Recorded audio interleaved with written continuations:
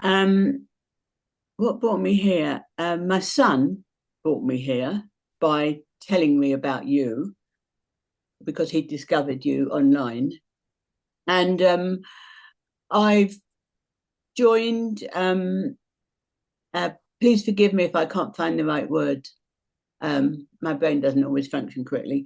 I Yeah. joined Liberation Unleashed in Yes. 2020, um, and then I stopped, and then I did it again. Basically, I've done it 3 times in the last 5 or 6 years, and I'm suffering. So my son, who's done it and is, au fait with it all, has encouraged me to continue. And then finding other websites, I saw a video that you did, can't remember with who, and I just Yeah. thought, okay, Okay.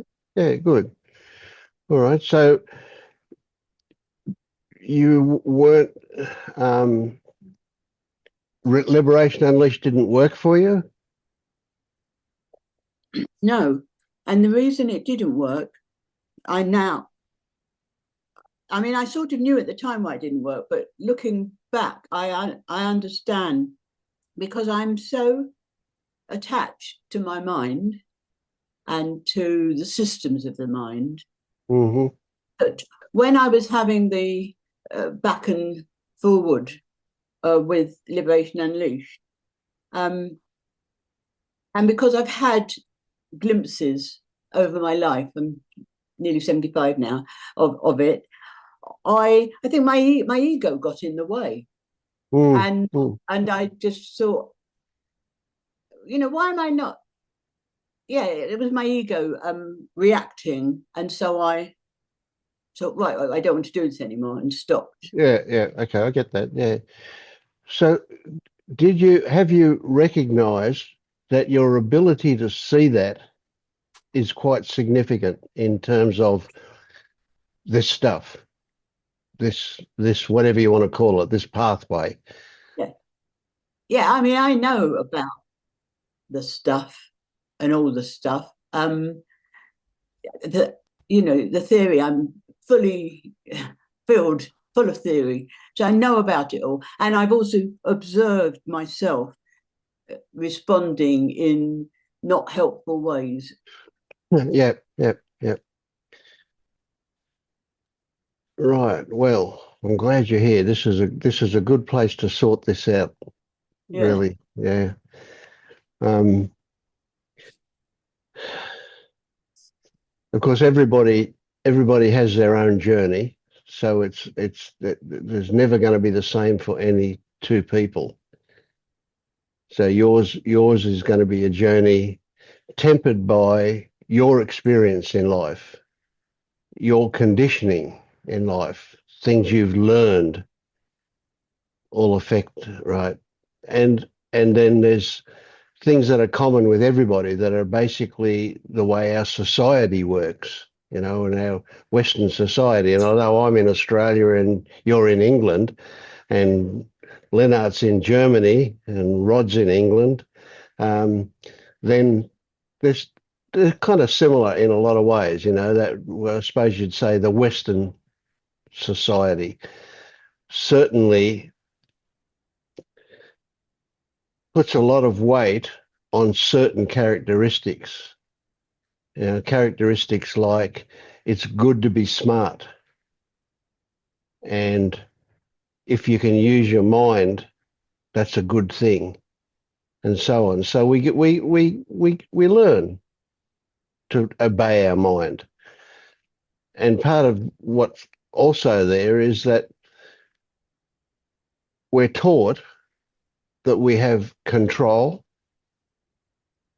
and that we have to use that properly. And if we do, we succeed. And if we don't, we fail. And that's bullshit. Excuse the language. That's rubbish. That's not the way things really work. Have you seen that an impulse to do something turns up before the mind comes along to claim that it did it? yeah, yeah. Oh yeah, a lot of the time I'm very impulsive, and it's completely no thought, just Yes, excellent, action. excellent. Yes. So that's a big one, right? Yeah.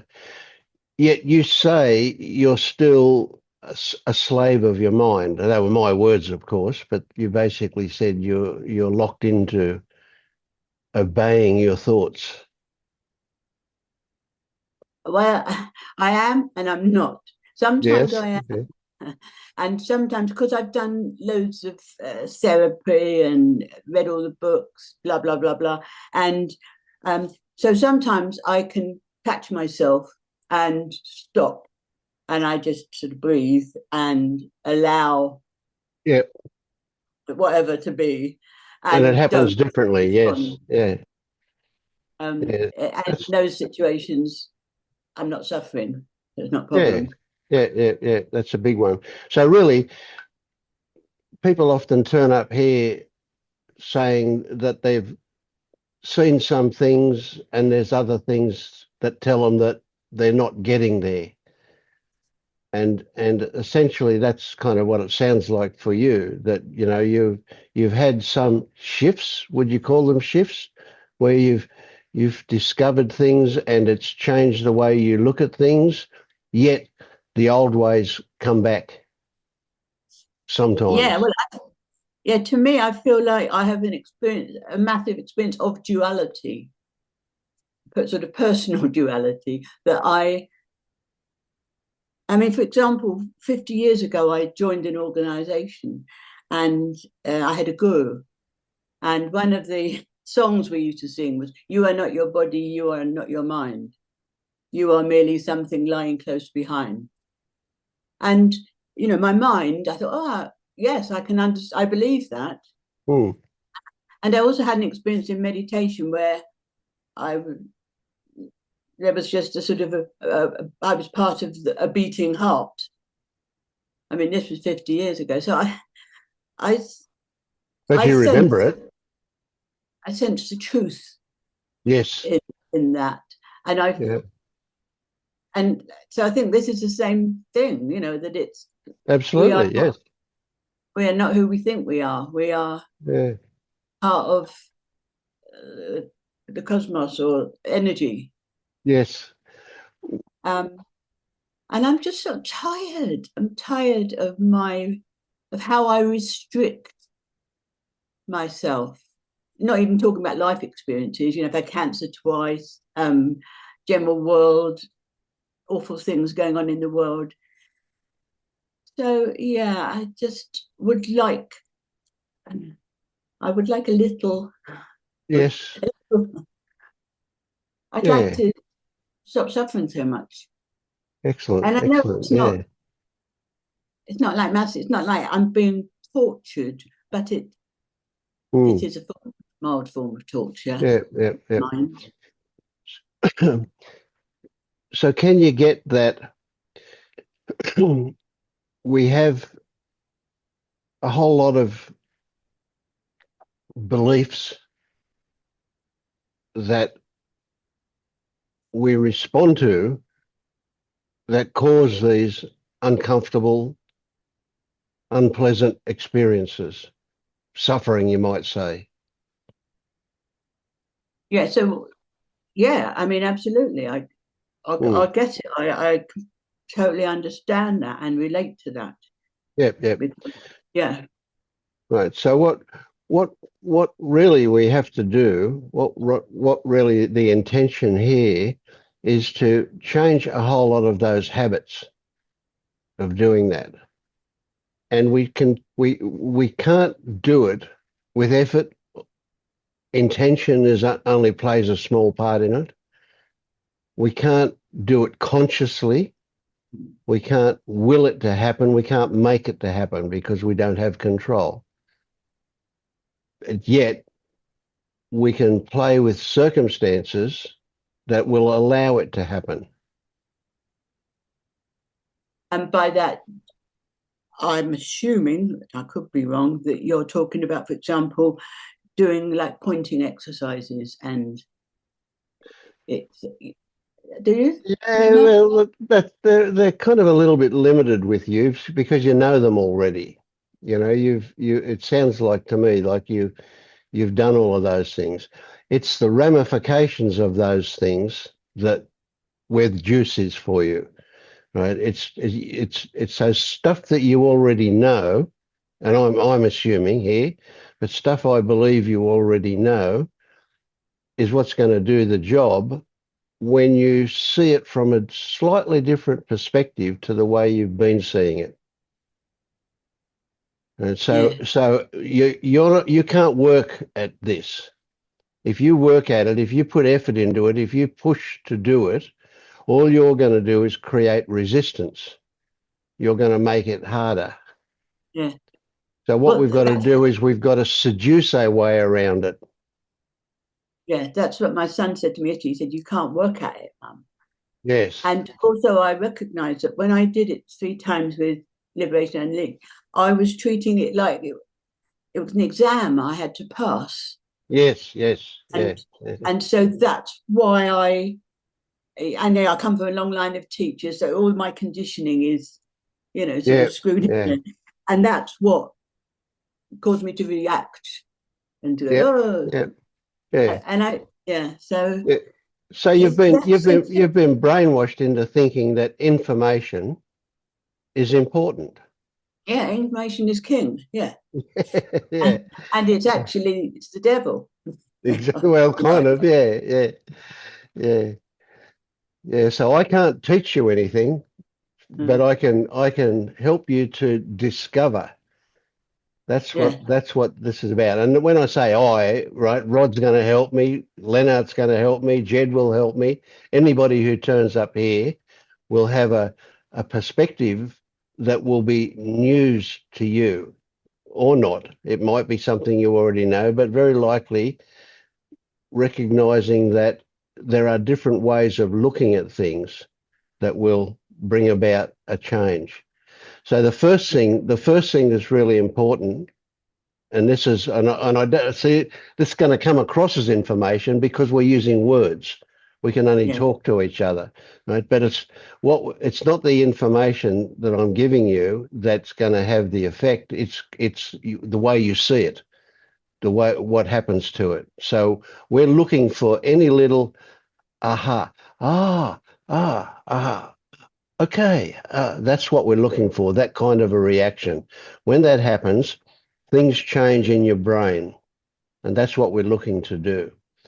And so the first thing that's a real trick, but it's an important one, is there cannot be anything wrong. No matter what turns up, there's nothing wrong. yeah, Everything is grist for the mill. yeah. Yeah. I also, as a concept, I also understand that whatever happens, it just is. Yes. Um, Perfect. Yes. Yeah. However, I Yeah. forget Yeah. Yeah. and respond or react. So yeah, Yeah. Yeah. Well, see, we're not looking for you to control your reactions, right? It's much better value if you allow a reaction to happen that comes up by impulse, and then we look at the details of it, and that's what will change it, right? The moment we try and control it, we're only going to strengthen it. So we don't want to do that. What we want to do is open ourselves up to discovery, to discover, to recognize. That's a big part of this. Yeah. yeah, So if you get what I mean, do you know the word grok? Have you come across that? yeah. I use it quite a lot. Yeah, good I've one. Yeah. actually done. I have done with you on Grok, and that was marvelous. Yeah, good stuff. Yeah, yeah, it is. Yeah, that Well, was it's a how my first contact with you actually was on Grok. So that's really clever. okay, very good. Yeah. Well, if you actually grok that nothing can be wrong, when something unpleasant turns up, or something that's not even unpleasant, but something that you say, let's say, is a reaction to something that you think should not be there, then the juice for you the opportunity for you is to recognize that is telling you something, and you can look underneath it, not at it, because it's always a bit of a diversion, but you can look underneath it at what triggered it, right? Not even what triggered it, at that it was triggered, right? And so when we start seeing that we get triggered into a response, we start to recognize that that is because of beliefs that we are carrying, beliefs, things that we have learned that we take to be real, Mm. and their beliefs. So essentially, there's a great technique that some of the exercises that you might have got. Who was your guide at LU? Do you remember? Um, mm, Did can't you remember. I think encounter I had some Stacy? Johnny. I had Johnny R. Right, I don't know him. Yeah. This was 4 or 5 years ago. So Yeah, yeah, yeah, yeah. Okay, yeah. So sometimes some of all the guys at LU do it differently, um, yeah. but essentially, if they give you exercises to do, the idea is that in doing the exercise, it opens up the possibility of you discovering something, some new perspective on something. And so, what a lot of what the things that we talk about are for you to meant to provoke a discovery in you. And if it doesn't happen, that's okay. That also happens like that. But there are one of the really good techniques a skillful technique that we can use is for you to practice looking at sensations. Now we can let's say a feeling. If you look at a feeling is a sensation with stories attached to it. Right? So a sensation itself has no story, has no information. It is a response to something, but it is purely a physical response. It is just a sensation. So learning how to look at sensations appropriately is a big one here. And the way to do that is you start off with using labels, right? I feel, make it up for the example. As an example, we might say, I feel a tightening in my chest, right?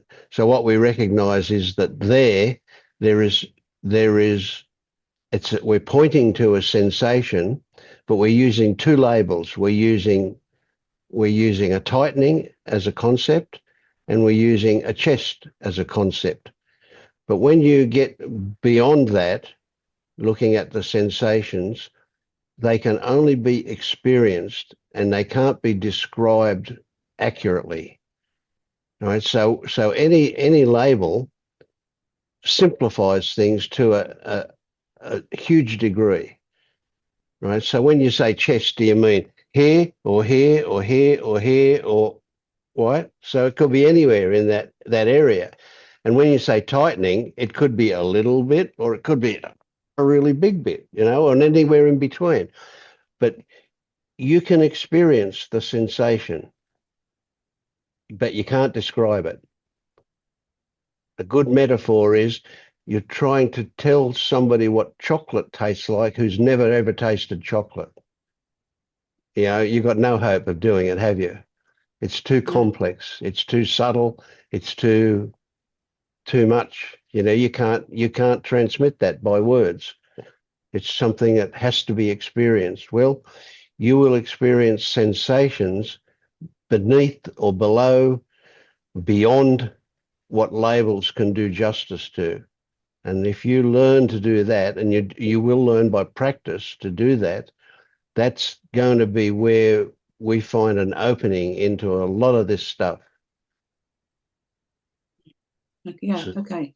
right? So you Thank you. can't you can't experience a sensation and think about it. at the same time. Well, you kind of can think about it at the same time, but if you give any focus to the thoughts, you're not experiencing it. Yeah. So when you're fully experiencing a sensation, you're out of your head. And that's where the opening is for you. That's what I would call a portal or a doorway through into another dimension. And that's just a metaphor to put it Yeah. that way. Yeah, yeah, Thank you for that. That's yeah. So written as it as down. as as we talk and as we kind of banter around here, and these meetings are really informal, if you've got something to say, just jump in and say it. You don't need to ask permission. You don't need to put your hand up, whatever. Just very informal. Just relax, kick back, and join the party, so to speak. And Okay, thank you. things will happen. And if you've got questions, jump in and ask them. Uh, You've Brilliant. got Thank you. you've got good resources here. Rod knows what he's talking about. So yeah, and Leonard's had lots of experiences in this. So you're in good hands. Yeah. Thank you. I'm very grateful for this opportunity and for technology at this moment. Yeah, it's great, isn't it? Yeah, yeah. Yes, We, sometimes it's brilliant. Yeah, yeah, when it works. yes, it Yeah, works exactly. yeah, yeah. So what are your thoughts about all that, Rod? That was a bit of a spiel on my part. Yeah, okay.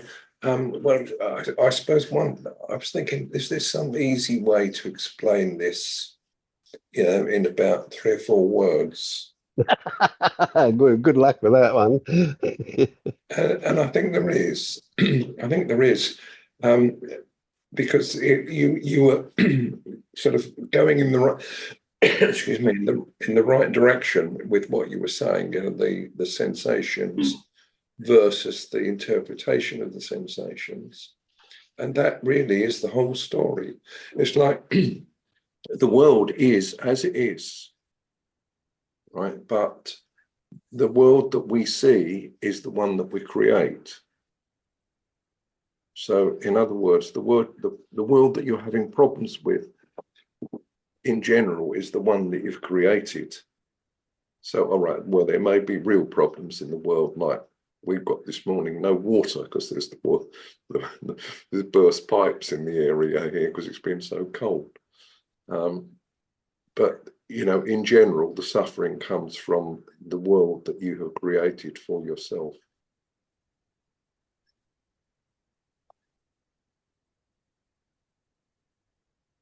Can you see that you're creating a world for yourself?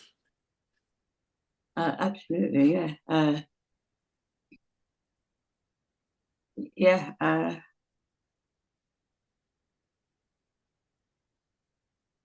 yeah. So again, I think because I was uh, in a which I shall label a happy place this morning, where I was not slave. I was just acting. I was just doing. I thought, okay, I'll go and join the queue, which is in fact what I had to do to get the water, and it all worked very smoothly. But what could have happened, knowing me as I do, is that I could have been really cross about it and uh, brought up lots and lots of thoughts, and then of course it's like a web, isn't it? And you reach out, and then everything, blame and all this sort of stuff. So yeah, yeah, Hmm. And you can actually, I mean, a sort of very simple practice would be to just observe what's happening. And, just if the mind comes along and says, oh, well, that's very good, or that's very bad, or some other stuff, that's just something else that's happening. Just so that you can do that, you can just live in the flow of existence, as it were, without yeah. It's sort of, having also. Sorry, go ahead. it's tricky because of um the stuff that I've done in the past. So I often think, okay, I'm going to just live in the moment. I'm going to try to just be in the moment. But again, that's an effort. So I'm going to make that effort to stay in the moment. And so from what I'm understanding is, you're saying there's no effort. No, So well, you that's do a it like, dichotomy. yeah, I mean, you're just going to watch what's happening, like as if you were watching the telly or something. Yeah. And right, you'll notice that your mind is saying, "Oh, he shouldn't have done that," or that's this and that and the other, and all these sort of opinions coming up. And then, but that's just what's happening. Yeah. So hopefully you can notice that with a bit of practice in that, it's just all stuff that's happening. Yeah. And it's worth considering that sometimes we look only to what comes in from the outside as what's happening, but in reality, our response to that is also what's happening. Exactly. And when you have an opinion about something, it's actually a judgment. Yeah. And when you have a judgment about something, you create problems. You also create a self. Yeah. Yeah. Yeah. Yeah. And I'm a hugely judgmental person. I once did an exercise where I had to spend the whole day being a judge in a group, which was quite interesting because I was very good at it. Yeah. All the judgments. And so, yeah, but it comes back to, for me, it comes back to the same thing, which is, everything inside my head. Sometimes so full of judgment concepts, Yeah. knowledge, in inverted So commas. when you have a judgment about something, do you recognize that you've done that? Sometimes, and sometimes I then add on just like me because it sort of softens it. So when I look at something and I judge it, and then I have a realization that I'm judging, and then I say to myself, "Oh yeah, that's just like me." So instead of, All right. but again, So it's all effort. It's all yes. Well, I'd like to suggest that we change that to start with, because language is really, really important, and so when you say just like me, you solidify the illusion that a self is there running the show. as I Or, said that, I yeah, realised yes, what yeah, was you I do, yeah. saying? So Hello. here's an interesting one. So let's say you react and then you go, "Oh, that was a judgment." So what do you do then? Do you go, "Oh, I shouldn't have had that judgment"? Well, that's a judgment about the judgment. Yeah. And then if you realize that you've done that, you can say, "Oh, I shouldn't have done that. So I shouldn't have judged the judgment, but that was a judgment about the judgment about the judgment." What And I've then done if, in the past, yeah, sometimes I might scream and go, here I go again. yes, And yes. go like that, do some qigong or something and shake my body and Yeah. and breathe, because I want to step away from that place that I've entered. Yeah. Well, so this is the thing. So what I'm wanting you to learn, and we'll repeat it as much as we need to for it to get through, and that is, we don't want you to want to step away from it. We want you to Yeah, use it. Yeah. yeah, Everything in you is going to say, "I recognize that that's a problem. I shouldn't do it." But in fact, what we want you to do is accept it. This is yeah. it, right? This, whatever you're. So here's a big one.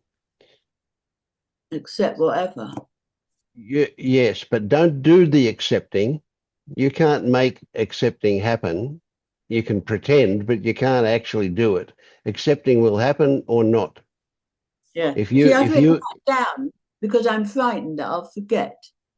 Yes, yeah, that's fine. Yeah, but also this meeting is recorded, and if put your email address in the chat for me, and then I'll put you on the list so you get a copy of the recording.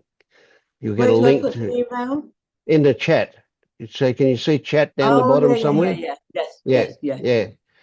So Okay. I'll add you to the mail out stuff, and you'll get a copy of the link to this recording.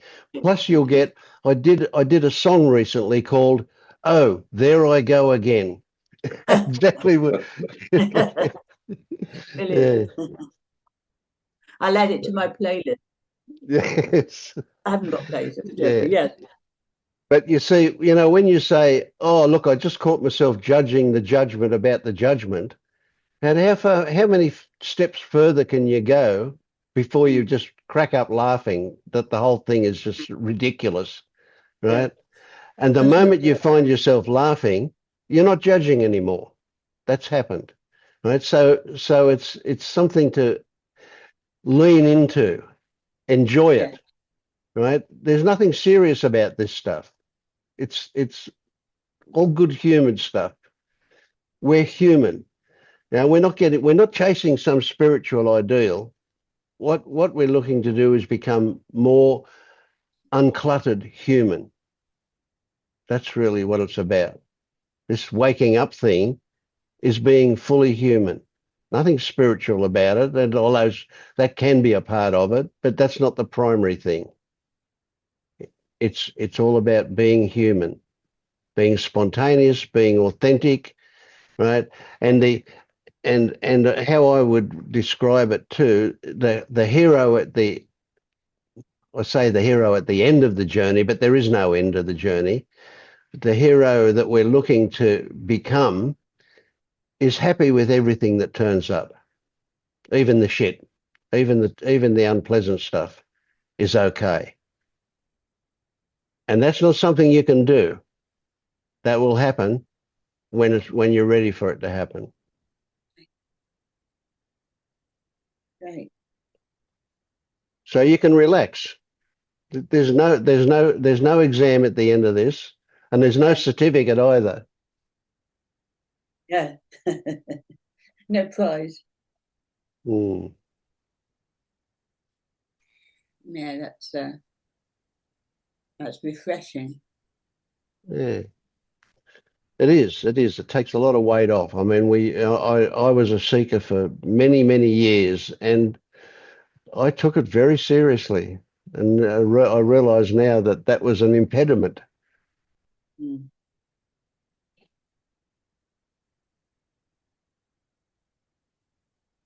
Yeah.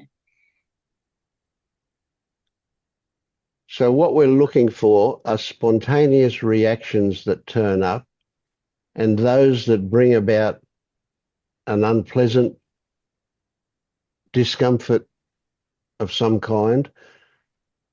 Those are our opportunity to look at beliefs that we've got. And beliefs are how we identify as something.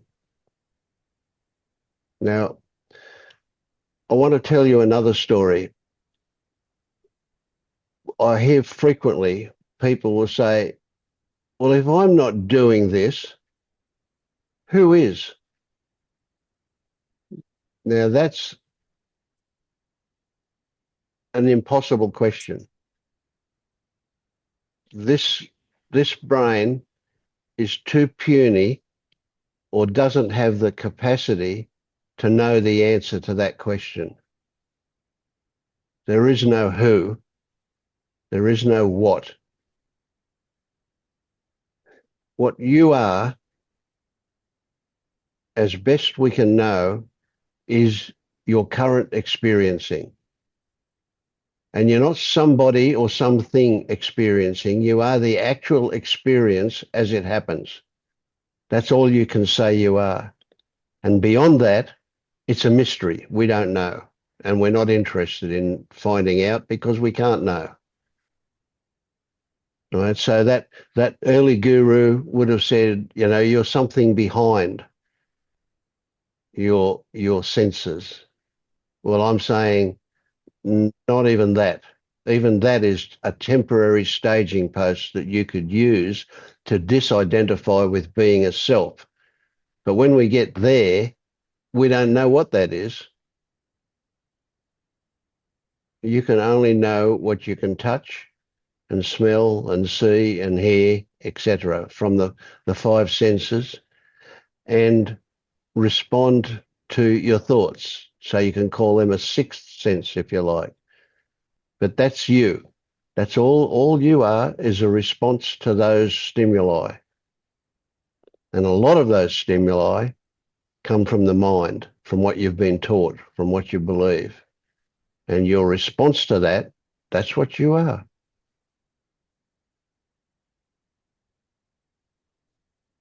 That's a big one, isn't it?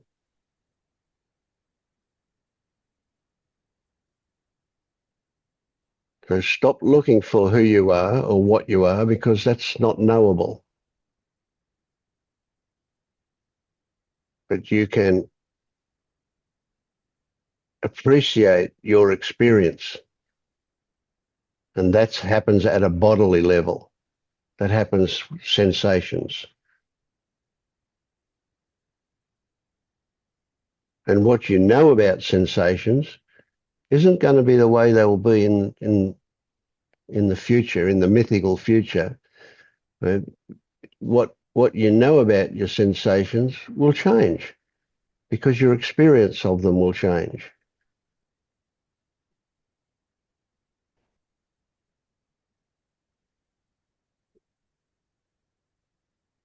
And your experience is yours uniquely, and it is interpreted by your mind to mean something. And that's just an interpretation. It's nothing actual about it, no truth there. There's no such thing as truth. There is just your experience.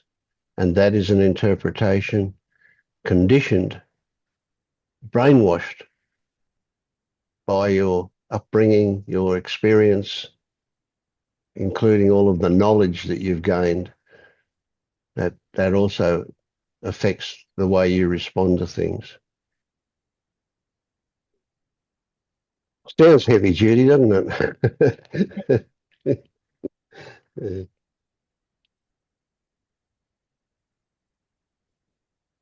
I want to comment on that Yeah, go. conditioning and interpretation. Um, I came in late and I found it fascinating that I put on my headphones and the first thing and the only thing I heard was, he shouldn't have done that. And my brain immediately jumped to what it thought was the obvious conclusion about what you were talking about.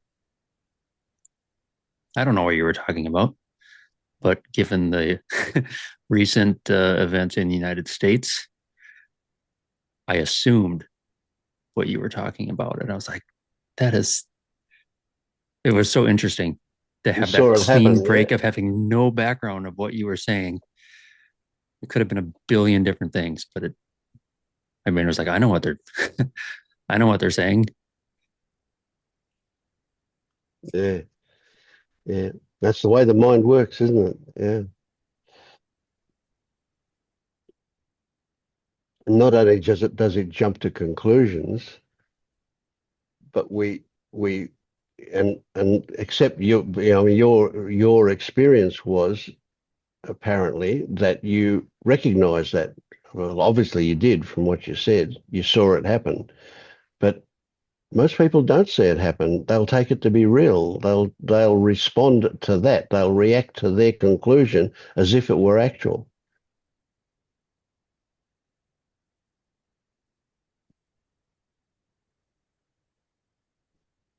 Have you seen that in your experience, Leslie? The mind jumping to conclusions with a very small amount of information? Oh yeah, yeah, yeah. I'm very good at that. Uh, uh, and again, yeah, it's something that I then when I catch myself doing it, think, hang on, stop. Mm. Breathe what's actually happening. Yep. Yep. What do you think's happening? So yeah, well, it's a bit like a disease, isn't it? Yeah. Well, see, but see, from a neurological point of view, as humans, we have this brain we have is referred to frequently as a predictive device. And what it does to save energy, and it's an amazing thing, it's like a computer the size of a house running on the same amount of energy to light a light bulb. The way it works, the predictive nature of the brain is that the smallest amount of information that it can gather in order to come to a conclusion is what it will do. Right? So you could be walking down the path and in the corner of your eye you see a massive green sitting on a brown pole or something like that, and the brain will immediately go tree, and it will form an image of a tree, and you will then respond to that image as though it were the actual tree. This is the way the brain works. Now, so that's a handy thing to do, but it leads us astray frequently. That's a big point here. So recognizing that you're doing it is all that it takes. Don't go to the extra step of saying stop, don't do it. All right, and that you will do that. So and there's nothing wrong when you do that, but recognize it's not necessary. That the mere act of recognizing that it's happening changes it. So what I want to what a message I would love to get through to you is that the mere act of recognition is one of the most powerful tools you've got to change your perspective on you and the world and the way these things work. Simply seeing it. Yeah. I Mm. suppose that by accepting and starting to practice that when things happen and I recognize something, Yes. just leave it, to Yes. not Yes. Yes. have to respond, not have to do anything. Yeah. So, and of course, that is that. Yes. Yep. Yep. So, um, well, here's a good exercise then that you can do that is really practical and has a great effect in a lot of ways. And that is that when you recognize that you have recognized something, laugh. And by laugh, I mean, if you're alone, make it a big one. It doesn't matter if you fake it, that's fine. What happens is it'll change the hormone balance in your body, right? And especially if you've recognized that you've been in an unpleasant, it'll push out all of the stress hormones and change them for feel good hormones, right? But that celebration of the recognition triggers recognition to happen sooner. So you'll see it quicker and quicker by doing that. So if you just spend, say, the next 6 weeks, that's all, celebrating every time you recognize that you've recognized. Celebrate the recognition that you've seen yourself getting lost in thought, responding to thought in a negative way, particularly. But it works also for positive ways, but negative is what we're really focused on. Celebrate that, and then you'll find that you'll start to see things sooner. You'll recognize things sooner and sooner and sooner. And all you have to do when you recognize them is celebrate it, and it will be different. It'll change. I like that. I've written it down. Yeah. Yeah.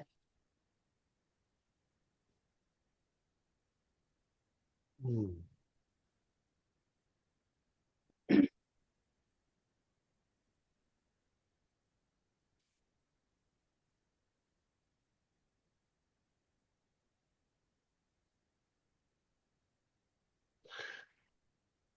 So because you're new here, I'd just like to point out too, when I go silent, that's just because I've got nothing to say at the moment.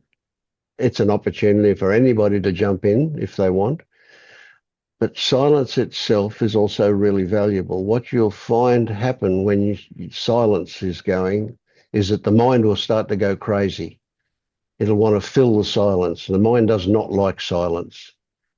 And so just watch your mind when there's silence around. But if it brings up a question, jump in. No worries at all. Yeah. I normally won't ask people who've not got their camera turned on to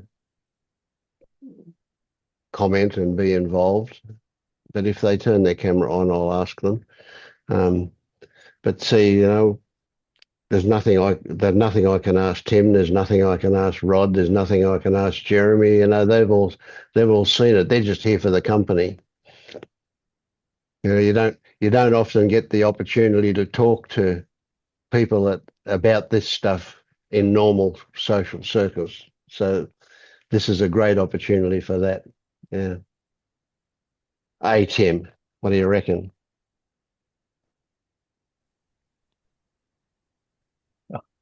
I've got a story about silence to fill the silence. I really do. And we had a meeting last night. We have a weekly meeting. And there were three of us. And it used to have a strict format. And I used to be quite on it about that. I've softened over several years.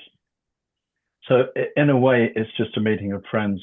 And there are a few really processes, that lean towards that. But we always have like 5 minutes silence at the beginning, roughly.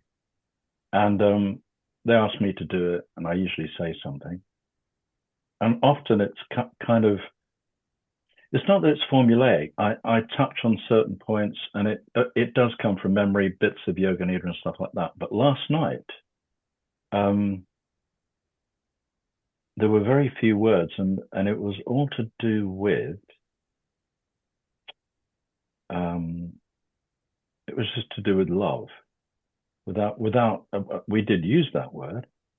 I know technically we wouldn't do it there, but we say, what is love? But I know what I mean when I say love, and they know what we all experience as whatever, oneness, silence, presence. And I dropped into it. I'm fortunately, particularly a group, I'm quite able usually to just drop into that place, as it were. And I found myself tearing up. I just became incredibly overwhelmed with gratitude, I suppose. And I heard a voice. It's not one of those. I started channeling. This is what I heard.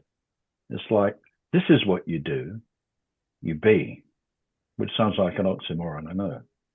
And it was kind of answering an unspoken question or query that I'd had lingering for a while. Usually, I was going to say triggered on what other people report. In fact, one of the women at the group said, hey, got any plans for the weekend? What are you doing tomorrow? And my wife said, oh, she is going to do something. And I said, I'm going on a Zoom call probably in the morning. And I really don't know what else I'll be doing because I don't plan.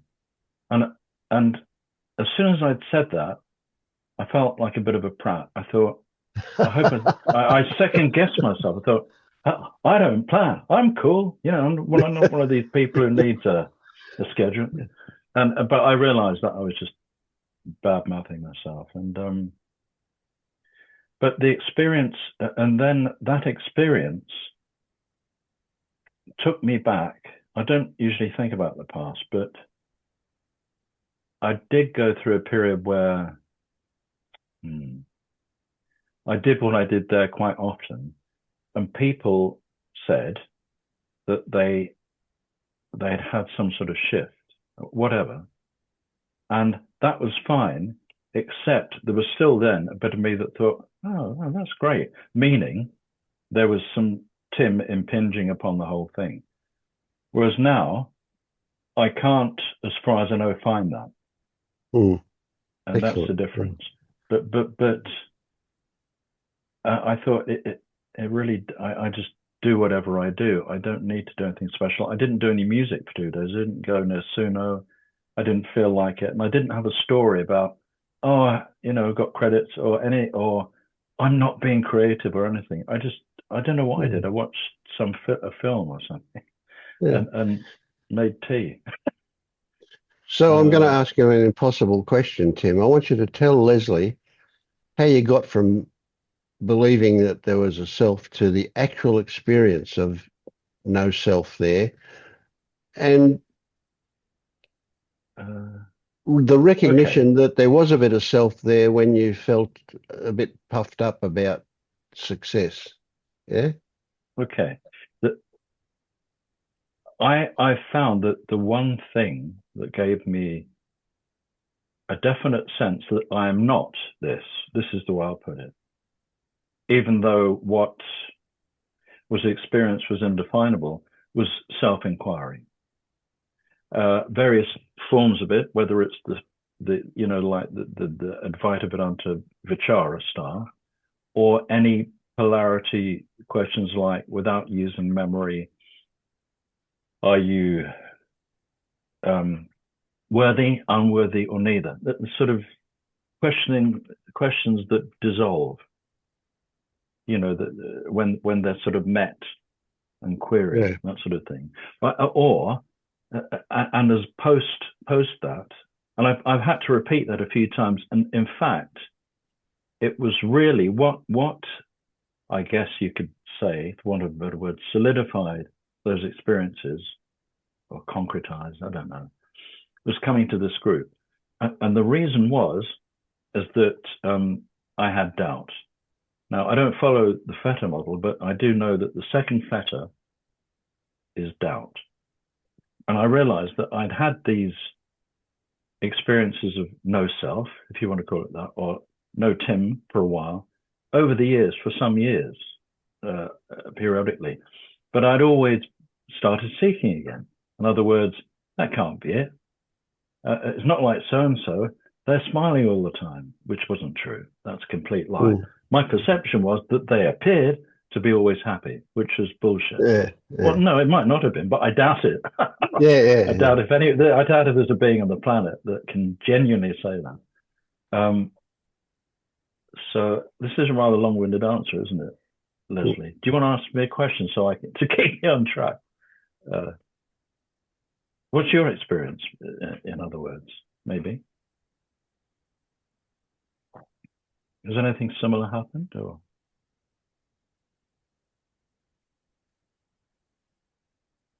Yeah.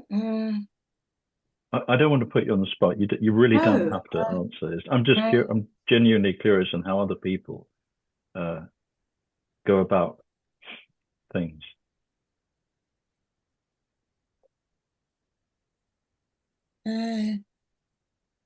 Yeah, I mean, yeah, I have been seeking for 50 years-ish. And in fact, probably longer, because I can remember when I was 3, what happened was I was brought up in a Jewish family, and my father had an affair. I didn't find out until much later, but he left. And one minute he was there, and the next minute he was gone. And at the time, in the 50s, it was thought out of sight, out of mind. Don't talk about it. So anyway, he disappeared, and completely fucked me up. I mean, other words for it. And still to this day, I have issues because of that, because I was then left. Because when you're 3, you don't have any reasoning, or what reasoning you have, it's really, really limited. Anyway, so I just saw, I think it was yesterday or the day before, I was talking to my son, all this stuff, and I saw that because I believed then that I was unlovable and unwanted. That was a belief I took on, and I've carried that my whole life. So that's my trauma. I understand that. Mm. Done therapy for years and years, haven't been able to sort it out. And it was only yesterday or the day before that I saw, sort of understood in my being, even though I knew it in my mind, technically, whatever the word is, but I just felt that that's what happened. You And had a shift. Yes. I have the responses that I do, and a lot of the suffering is caused by that belief. Mm. And I was reading about the fetters and with Kevin on his website, and he was sort of saying that when you get to the later fetters, that often trauma might appear, but because you've done all the stuff and you're at that point of, I don't know, 7 or 8 fetter, you can then just work through it and drop it. And I thought, hold on. But anyway, so I can't remember what your question was. what you asked. I think it was just what I went off what on was. one. Well, that's good. That's good to hear that. Actually, I mean, I think I asked, what was your experience? Had you had anything, not even similar, but and you spoke. I mean, I was seeking for about 35 years. I think Vince was a bit longer. So I think you've broken the record here. It's longer than Vince, isn't it? Yeah. I'm kidding. It doesn't matter. The thing that matters, because time is an appearance, it is an illusion. Is that when you did, you had this recognition, and going back to what Vince was saying, I mean, Vince has summed up earlier, I think very succinctly, that to me there are 2 really important points that I bear in mind. It's about recognition or noticing, and then, as you said, laughing or similar, taking it lightly, saying, "Oh, that again, ha ha ha," or whatever. Don't laugh like that. It was just stupid. That was a piss weak laugh. That's better. Yeah, that's it. That's the real one. But and giving meaning to things. This means something, and another step, and it means something about me. Now you could do that. You don't have to do the "who am I." It means that I am unworthy, lacking, defective in some way. And I had a couple of. I mean, you had the theme that you mentioned. Was it unwanted? You said. Yeah. We all seem to have these themes, and I mean, some people call them core beliefs. I went on a course which was quite expensive that claimed that it could identify your core belief. But it didn't work. Anyway, that's a sign. We seem to have these themes that are more sticky than others. I had a couple, and one has been, I think, very largely resolved since I started coming here. You're having lunch? Sorry. Okay. And that was a need for validation and praise. And I was blind to it for some years. I was blind to it for many years, is the fact. And Vince wrote a story about it, not about me, but I clearly saw myself in the story, and that was 99.9% of the cure, if you like. That's just what happened, because it was like holding a mirror up. And I thought, but that's okay. And it was like a relief, like something drops and you think, I don't need that anymore, as far as I know. I mean, that might happen. And there was another one that I can't remember. So maybe it's, I don't know. But I guess it happens when it happens, which sounds like a no-brainer. Yes, and there is no end. This is the other thing. that I think is quite common among seekers, and this is why the seeking goes on. It's like the imaginary pot of gold at the end of the rainbow. There ain't no such thing. It's a joke. It's like some weird joke, because I haven't met that many people, but in should we say the world of spirituality, I hate that term, but I would imagine that they still have stuff, even if it's a bit. And if they don't, they're lying. That sounds a bit harsh. Well, that is a bit harsh, actually. I said they're lying. I mean, there may be, maybe they just don't notice. I mean, I'm not saying they're not being genuine, but my deal is forget them. I've got enough here. I mean, I went shopping and I forgot the cat food. And that really pissed me off. That was just now. It pissed me off for about 20 minutes. So go figure. Other times it wouldn't. I don't know why. Anyway, I did that answer your question? I can't remember what your question was. I can't remember. Was it the same as mine? Lovely. That you wanted to know what the question was? Yeah. Yeah. Just such a lovely sense of love. I don't know what else to call it here. And it's like, Yeah. no idea who any of you are. I've never met you before. And since I still haven't met you. But yeah, I have met you on some other warm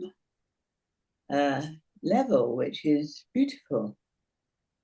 So I'm really grateful for that.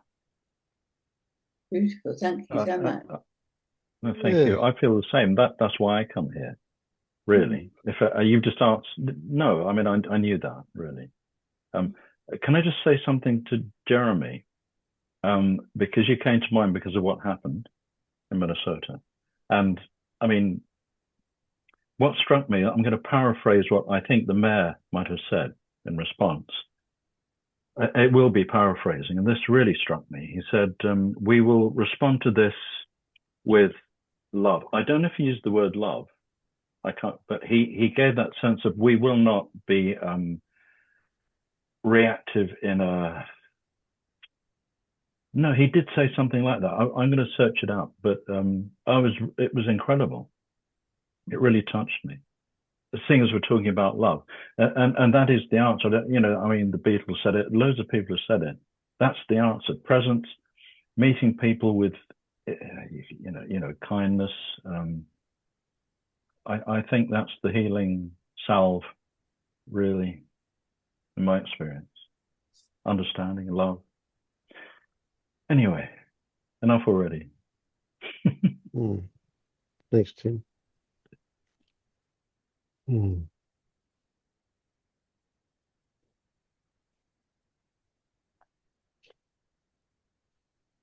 How's things been for you, Leonard?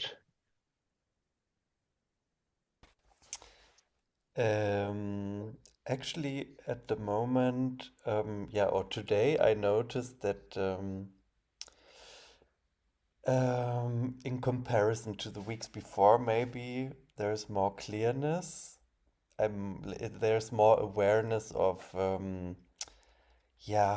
those stories like my life should be like this, or maybe I could become this or that, or even like thinking about the past. Anyway, I was wondering, I mean, um, I think, maybe I might not have seen through all of the core beliefs or something, but like the most important trauma, I guess I understood. And, but, I noticed that I think when I was a child, I already started to disappear into this fantasy world.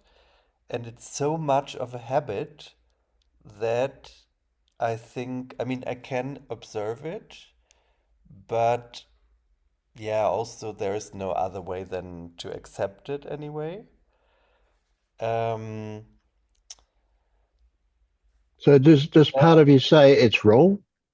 No, no, I'm just wondering, no, it's not wrong, but it can be quite excessive sometimes, and that makes me see that something wants that I'm avoiding to feel into things that I don't want to, or maybe I can't at that moment. Right. So when you Um, say you recognize it as excessive, yeah, that's because you recognize that you're avoiding something. You're using it to yes, yeah, yeah, escape. yeah. Yeah. So because it's like I feel really pulled to do it and not Mm, like, yeah, it's like really this keeping the mind occupied in order to not feel what is. mm. And then there are other days, for example, when it was like New Year's Eve and I was alone at home, and then I felt like caught by this story, like everybody's with his loved ones having a party and I'm at home alone. And I could really see that story, but there was sadness anyway. And then I thought, yeah, but it's okay. I don't have to forbid myself to feel that. Um, I Absolutely. can Yes. I can accept this story, and I can also, yeah, and it was really okay because I really went Yeah. through this sadness of feeling alone, and then Yeah. actually it was very beautiful. And afterwards, I felt Perfect. it was like really strong. Maybe that's a story as well, but I felt like it's not nothing that could not be lived or Hmm. experienced. And yeah, that was actually very nice. And I think now yeah, I feel that there is the potential to, um, yeah, that there is more curiosity to stop with those rather addictive things like reading and translating and philosophy and stuff like that. Um, yeah, but I was just wondering, like, sometimes I think I'm a bit suspicious. Like, I could tell to myself, I worked it all through, but it's obvious that there must still be something that I have not looked into because there's something that is perpetuating this mechanism of Okay. avoiding. Yeah. Yeah. So what And about then, is there an intensity or an obsession to find out what that stuff might be, or is there just a uh, curiosity um, that it? yeah, I don't know. It seems like I know what it is, but the habit is still there. And there is like um I had periods before when I really thought like I have to do something in order to not do it, like to overcome an addiction or something. Mm, And then um I noticed, no, that's not the way. I mean, I can't force myself to not do things. I can only develop more awareness about what is hmm. happening, and then it will dissolve eventually. But it doesn't really work to be so impatient with that. Yes. And Yes. yeah, If we're impatient, we start doing again. We start efforting, yeah, don't yeah. we? Yeah. Yeah. Mm, So, so curiosity is mm, is definitely an appropriate attitude to have when those mm, things turn up. Not to push them away, not to worry about whether we're bypassing. Don't worry about that. mm. Just be curious. This is back again. Okay, what's it telling me? Yeah, And not even you looking for know. an answer to that question. I have this, everybody knows that, I guess. I have this direct path Yes, book yes. here. Yeah. And whenever I tried to do one of the exercises, then my mind would say, ah, yeah, anyway, I know what is going to happen. And then I didn't actually make the experience, but my mind was like Yeah, rushing yeah. into it, and ah, okay, I understood. But I didn't experience it. And that's something that happens quite often. And I think I told you before that I play the cello.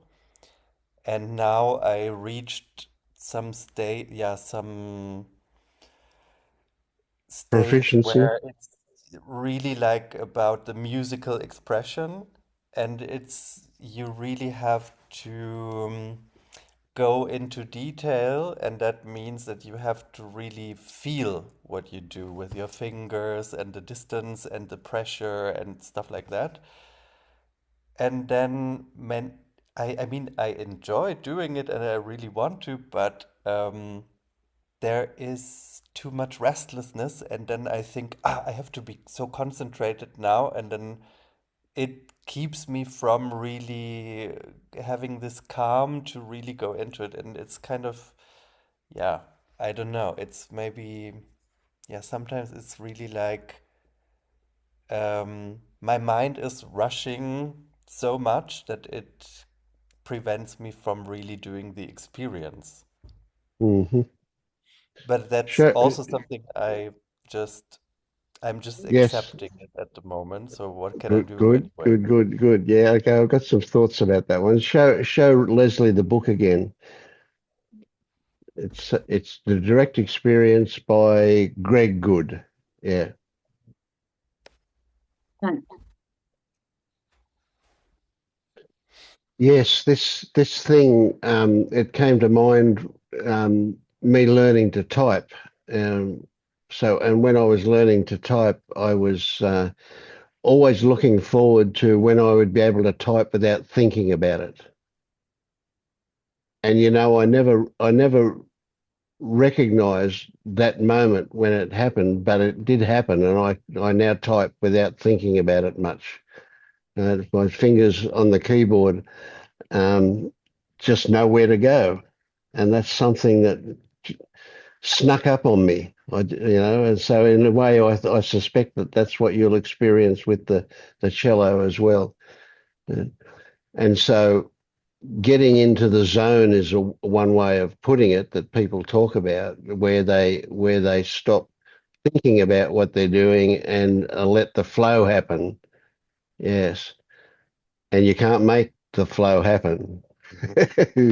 You can only disturb the water by forcing the flow.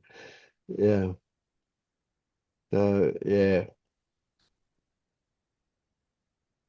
So again, what I mentioned to Leslie earlier, there can't be anything wrong. Everything is an opportunity, and you do see that. I get it that you do see that, but yeah. So habits are interesting, and I kind of was thinking when you mentioned habit that they're a bit like doubt, and they're kind of things that there is no fixing. You've just got to wait them out. Right. In the case of this stuff, a lot of the time it's a case of the nervous system catching up with what you know. And so it's just patience. Well, with doubts, you don't fix a doubt, you just get bored with it and it drops off. Yeah, I think there's already this stage of being bored about it because it is like really like a dead habit. Like I remember you had this metaphor of going to the fridge to watch for the watermelon Yes, again yeah, and again. yeah, So it's kind of, yeah, it's something like that, but it doesn't make any sense to be upset about it being repeated absolutely, again. yeah, So because that would rather reinforce it, I guess. yes, absolutely, it does, yeah, yeah. Yeah, we're helpless in a way, and so it's kind of crazy to say helpless, but we can use the idea of helplessness to take us through to acceptance. So if we can't do anything about it, that's like being a bit of a victim and we're helpless. But we can move from that into a willing acceptance of a willing surrender of whatever turns up. That's a feeling. It's not something we can do. It's just a feeling. Yeah. I remember that I think it is in Zen that they talk of the beginner's mind, right? Like Yeah, I don't know about, yeah, but I've yeah, heard it's the like, term. Yeah. or rather, it's like the hmm, attitude, maybe it's not the right word, but to always be a beginner and Mm. to always experience things as if it were like yeah, for the first time, or you're Yes. never an Yeah. expert, and then I found that like quite a good way to frame it. Like Yes. Yeah. That's good. That's excellent. Yeah. Yeah. Another metaphor is be have a child's mind. And so it's like when we see things for the first time, we're curious. And there's a freshness and we're curious. There's no judgment because it's the first time. When we think we know about it, that's when the problems turn up. Yeah. yeah, then you are maybe not aware anymore. Yes, yes, yeah. You were. That's when you're reacting to this image that the brain's created, not to the actual thing. Yeah. The thing that clicked for me recently when you just mentioned beginner's mind, Leonard, is for the longest time after hearing about that concept, I only thought about it in terms of a doer, like expertise at doing something. Like I'm a beginner, so I'm not very skilled or I'm not very good at whatever this thing is. And recently it hit me that at least now I think that they were talking about an experiencer. So like having an unconditioned mind in terms of being a beginner. Like I've not experienced this before, and what would responding or reacting to a situation be for somebody who had never experienced this? And that totally shifted how I thought about what I now think they were trying to communicate by having a beginner's mind. That it's not about doing, it's about not not having a conditioned mind to what the experience is. Mm.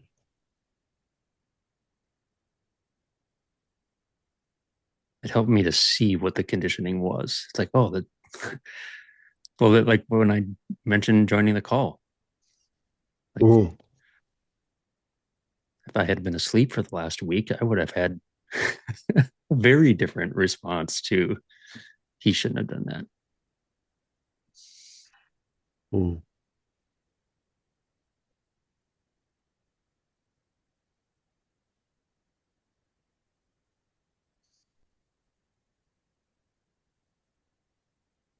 I just wanted to Right say on. that hey there. I just wanted to say I agree with what Jeremy was saying a lot. Like in a way, somebody seeing something for the first time is the person who's observing the experience most closely, who's you know absorbing and savoring those details the most intensely. And I think he's onto something when he says that may be the quality that they're emphasizing when they talk about a beginner's mind. So Mm. just want to be like, yeah, that makes a lot of sense. Yeah, yeah. And I like that quality word as well. Yeah.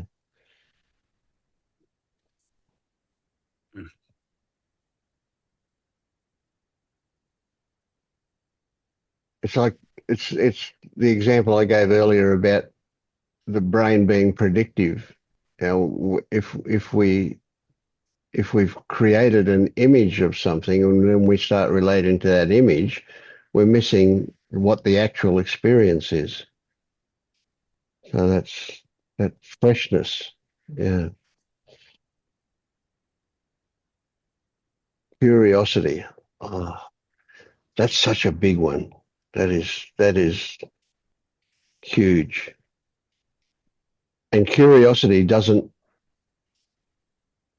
imply an answer. It doesn't imply a finding out.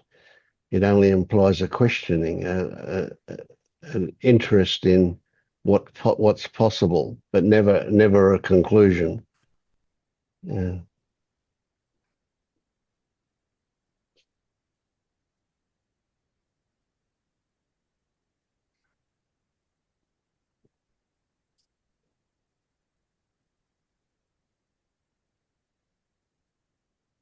There's a great line in one of the songs I did about curiosity, but I can't remember which song it was now. I've done so many. Yeah. When I join you to that mailing list, Leslie, you on Substack, you'll find who at the moment I think you'll find about 85 different stories and about 30 different songs that are related to this, some of the latest stories that they're just interesting to listen to and to read the lyrics and to read the stories and do the exercises that come with the stories or not. It doesn't matter whether you do or not, but it's a different way into the unconscious to listen to it with music. Yeah. I've had a lot of fun making songs like that. Songs about this stuff. It seems a bit crazy, but there you go. Mm. What's the title of your album?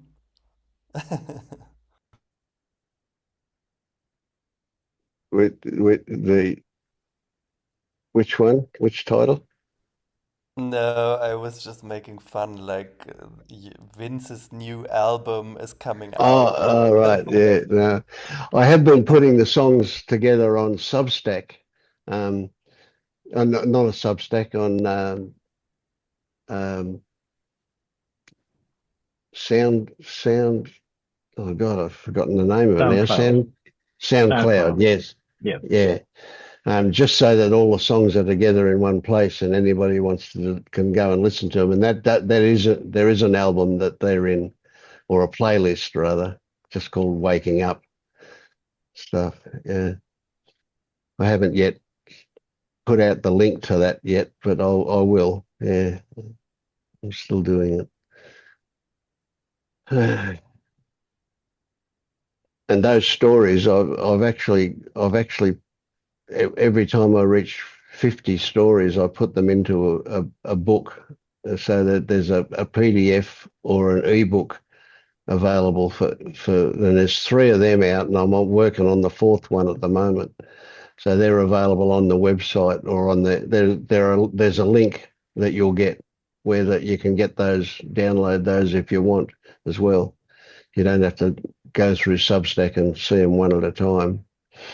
Yeah. Just other resources. Yeah.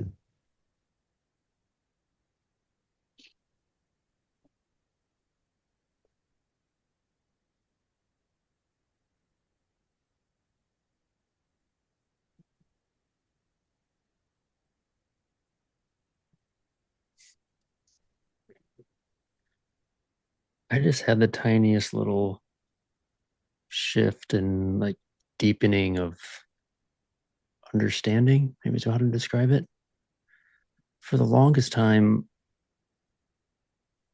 I both understood but also didn't understand when I would read or people would talk about identification and identifying with something. And what just hit me right now, it's almost like a story that I'm telling about, like, oh, this is what was happening um, when the sting of a situation would lessen. Like the I think recently I was talking about how watching sporting events, I still feel the physical sensations of being nervous and anxious about what was happening, but the attachment or the sting or the worry or the concern, the suffering was gone. Um, and I now see that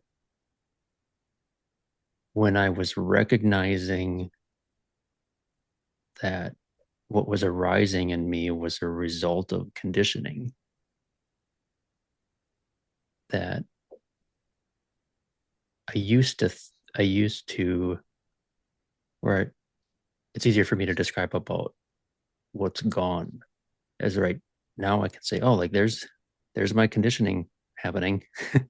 um, and I'm not attached to it, and I'm not worried about it. I'm and so that's not me. The the Mm. the response of being worried about something or stressed about something or wanting something to happen, I now habitually experience that as, oh, this is just the conditioning at work. This is Yeah, the conditioning yeah, happening, and there's nothing that I can do about it. There's nothing that I did to make it happen. It's just happening. yeah, But I yeah, never, it didn't click until a few minutes ago that that I was previously identifying. I was the I was the thing that was worried. I was the thing that was causing the events. I was the thing that could do something about it. Whereas now I see it as more of a, oh, this is my brain and my conditioning at work. And yeah, the same things might happen in terms of like sensations that arise or worried or concerned thoughts that are there. They're less frequent and there's less of a sting to it, which yeah, also just made it click more about how people say that like nothing changes, but everything changes. yeah. Everything's Like, different. yeah, Yeah. So there's two things there that are well worth looking at. Good stuff. There is the conditioning that you used to respond to, and that response was where the identification was. Right? That response was a result of ownership, of it being me. Right? That was the identification. Now there's just a nervous system responding in a way that's been taught to. That will also change over time.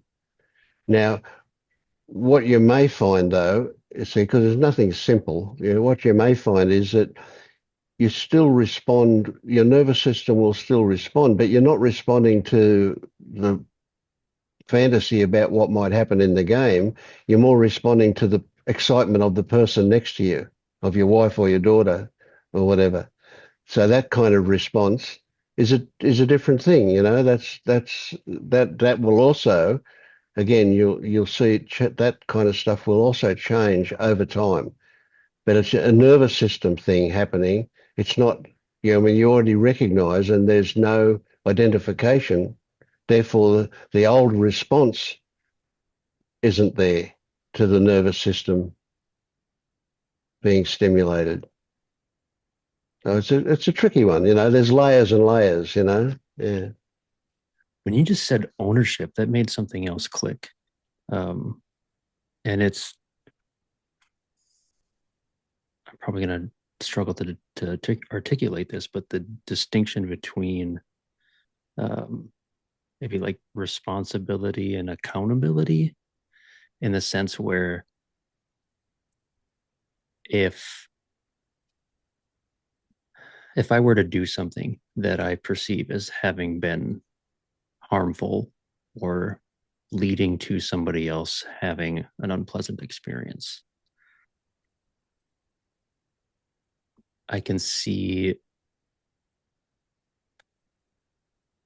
I can see how my actions, on one hand, it's like, oh, that wasn't me at work. That was my conditioning and my habits, and this just happened. But I can also see that conditioning, I might not own it. This gets tricky. Mm. I might not own the the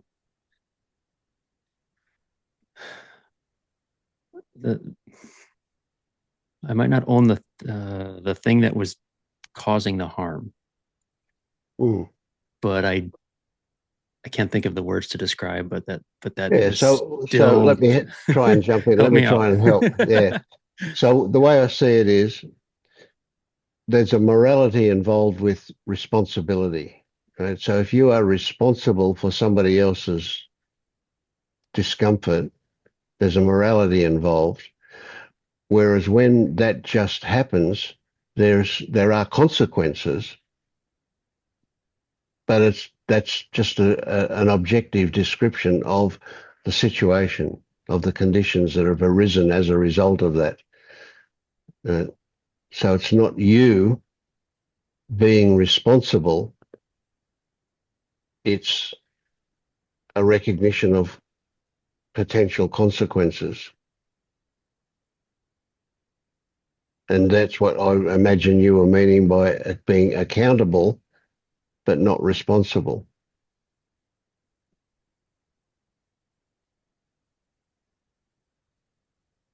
Was I off the mark of what you were talking about? No, although it's not totally landing. There's something about, like, if the idea of my my body uh, doing something that appears to contribute to somebody else's suffering. Mm-hmm. That's saying, oh, that wasn't me. I didn't do that. At an extreme level, you could just be like uh, If you're a narcissist, maybe. yeah, but like oh, I didn't do that. Um, that didn't I didn't do that, and therefore I have no care in the world for what you're experiencing. If you were to go to that extreme of like, well, it Yeah, yeah, wasn't me, yeah. I am not my actions. That, but Yeah, there's, yes, yeah. So there's denial and all sorts of stuff involved in that one, isn't there? yeah. And so what, I think I just reached the point of this where the thoughts in my head are not clear enough. I'm trying to, I'm Mm. trying to say something that is not going to come, and I Right. can accept So that. So I'm just going to drop let's it. try. No, well, that's worth pursuing, I think. So let's try a slightly different angle, and that is to say that if you one description of something might be you did something that made somebody else feel uncomfortable or whatever. The other description of the same thing would be to say something happened, and the result of that happening was somebody felt uncomfortable. I mean, it's a subtle difference in a way, isn't it? But the second one was recognition of the objective nature of things. Okay, you didn't control, you didn't intend to hurt, but they took it in a way that caused them distress or whatever. And there are consequences. You have to deal with their distress, especially if it's family. Right? And but you're not going to beat yourself up over it because it's already done. Whereas if you're responsible for hurting them, well, good heavens, you better get the whip out and give yourself a good hiding.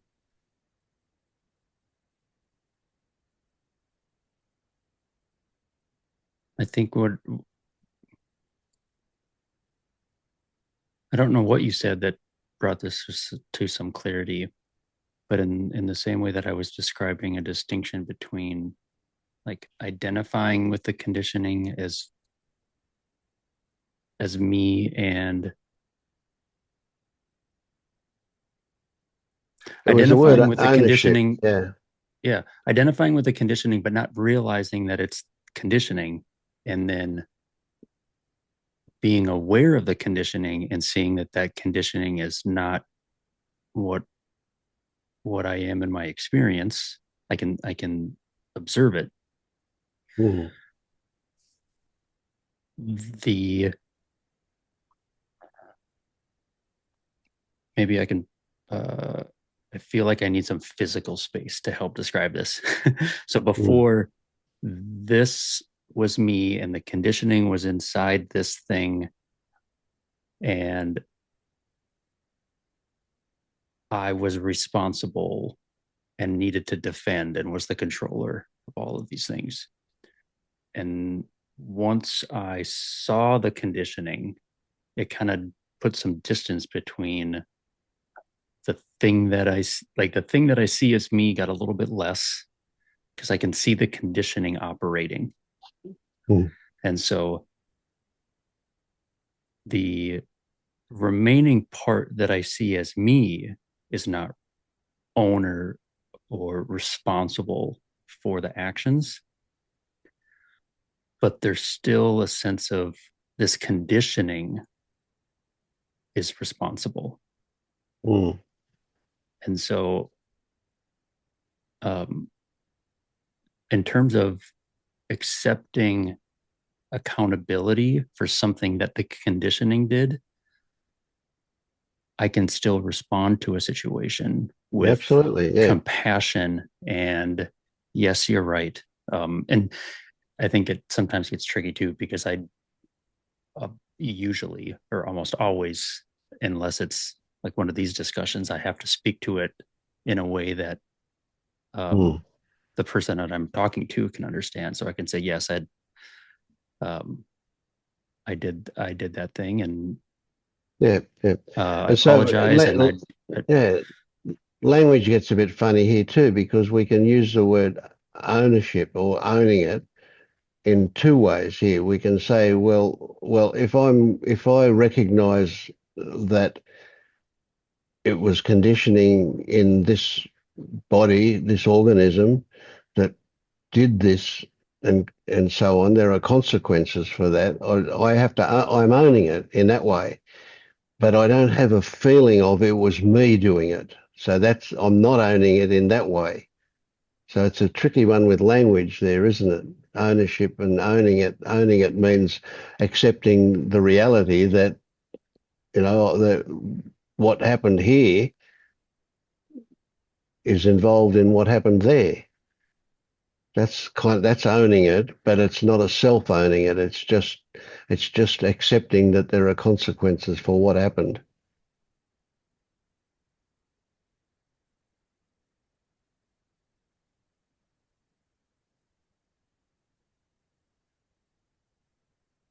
I want to ask a bit of a follow-up question that's related, just in terms of this Yeah, conditioning it's concept. hmm. It came to mind earlier, and I don't know who was talking about um, shit. Now exactly what you were talking about has gone away. Oh, Tim, I think you were talking about uh, in the past needing acceptance or not acceptance, like praise and acknowledgement for Validation. you. Yeah. Yeah, validation, like for your contributions and impact on the thing. Um, I find I find my conditioning still looking for those things, still needing those things to a degree, still responding to when it gets it or doesn't get it. So I can still see it happening. I can still see the emotions arise, the sensations arise when I don't get um, the praise, or when I do get it, there's sensations that the conditioning tells me are positive emotions to feel. But there's a sense, there's much less of an attachment to it. Mm. So when I have this habitual thought of, oh, this is just my conditioning that wants this, or this is my conditioning at work, am I am I tricking myself? Am I I fooling don't know. myself? Yeah, again, I don't know the answer to that because it's really subtle. Really, it's a very subtle level of things. So when somebody praises me, I recognize a good feeling that happens. But at the same time, I recognize that it's their perception that they're talking about. But I enjoy it. I still feel good about getting praise. I would probably, because it hasn't happened because people are too polite, perhaps. But I haven't had the opposite occur where people criticise. So, but I imagine that I would feel something a bit like disappointment or something like that if I was criticised.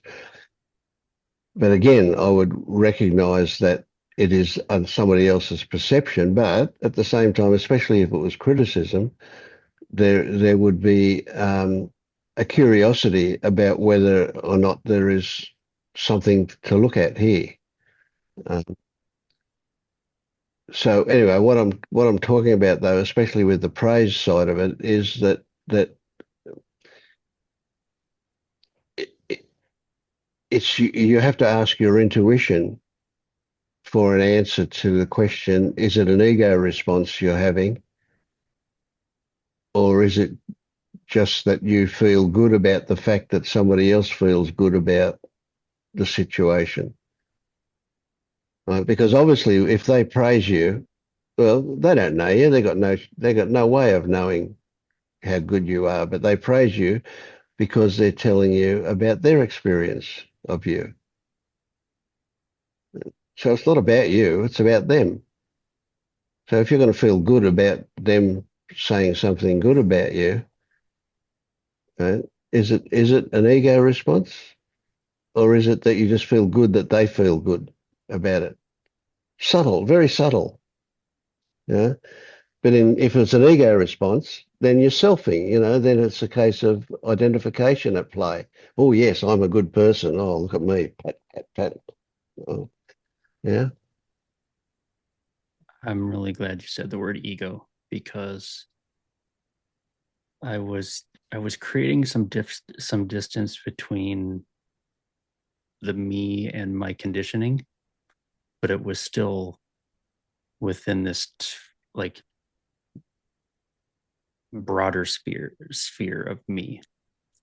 Mm. I I'm laughing because I didn't even as I was thinking through and talking about that a moment ago, it didn't even dawn on me that uh, like their praise or criticism isn't an objective reality.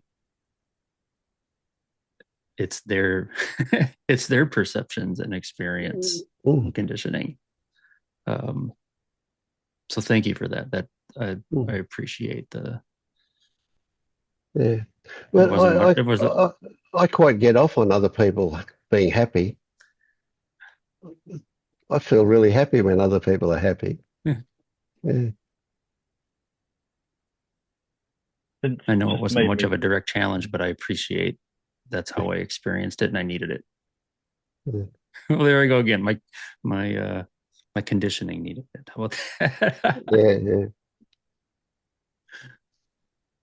Yeah. This is what came up here too, and that is in my experience for a while now. I don't really remember how long, but my experience is that yeah, I still respond to stuff in a way that you would describe as selfing. There is still identification turns up. I want to defend a point of view. If you're not going to convince me that Trump's a good bloke, for example. So I'm hanging on to that, and that's definitely a bit of identification going on because I believe that he's an arsehole. Full stop. Do I need to change that? Can I change that? I mean, there's no way I can find anywhere in me that says he's a good bloke. I can be compassionate and think, well, that's the way he was brought up and he can't help it being that way and everything, but he's still an asshole.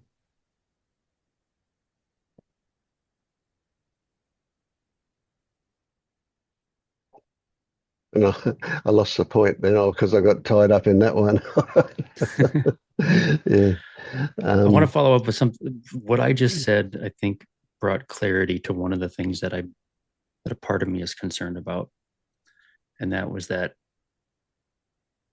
I said, "Oh, I didn't need that, but my conditioning did."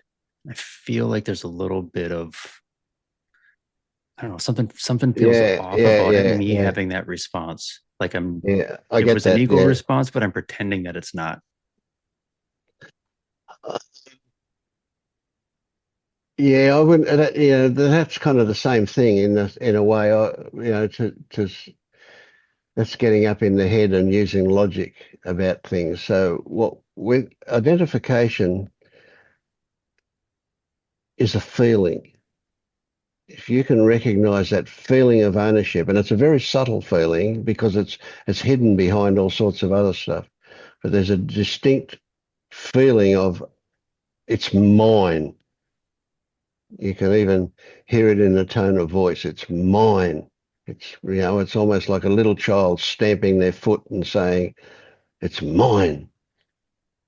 You can't take it away from me. It's mine. I'm going to defend it.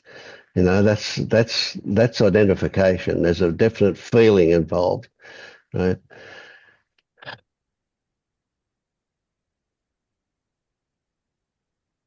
But what I was getting at is if I recognize that identifying is happening, sometimes the appropriate response is, so what? I don't care. Doesn't matter. I'm not suffering as a result of it. I'm not causing anybody else to suffer as a result of it. I don't need to fix it. So what? That's my response to some identification that turns up. So it's not like we have to eliminate all identification. Otherwise, when somebody says, "Hey, Jeremy," you'd go, well, I wonder who he's talking to. Yeah, you need a bit of it.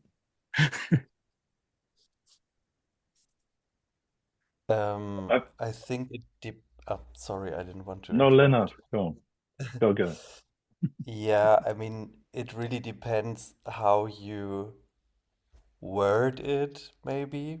But I mean, if we say conditioning or maybe personality, I mean, really like the product of all the influences that I didn't choose, or yeah, I find it sometimes a bit tricky as well to distinguish because Mm, yeah, well, I would say like the core trauma I had to do with being in groups, and I don't want to advertise so many books today, but I read this book by Angelo Di Lullo again, and I find it really comprehensive, although it's also a big book. But I was rereading the part on fear. And then I noticed, yeah, that I really resonated with a lot of points where it was about fear of humiliation. And recently, I mean, after getting sober, I spent like 4 years in a very secluded way, not meeting anybody, like isolating myself completely. And now I'm kind of, yeah, exploring a bit how it feels to be in groups. And I moved here like 2 years ago, and it's a very small city, so there are not so many cafes or any venues where you could get to know people. So I looked a bit like where could I go? So there is like one Zen meditation group, and there's also something, yeah, I started to go to the left party, and that's not because yeah, and I felt like I was a bit in conflict because then I noticed, there's some part of me identifying with being a non-dual person or something, so I should not have opinions, and that's why I should not go to any political party. But actually, it's rather like an experiment. I go there because I think that they do things that I find, um, yeah, supportable, especially because of this political situation in Germany as well. But okay, that's a story, and that has to do with my grandfathers and so on, what they did in World War II, blah blah blah. But yeah, I noticed in those two groups that there's like a pattern that I still have. And in the first place, I think I never wanted to go or be a part of groups if I can't identify completely with what they are doing in the past. And now I find it interesting. I mean, I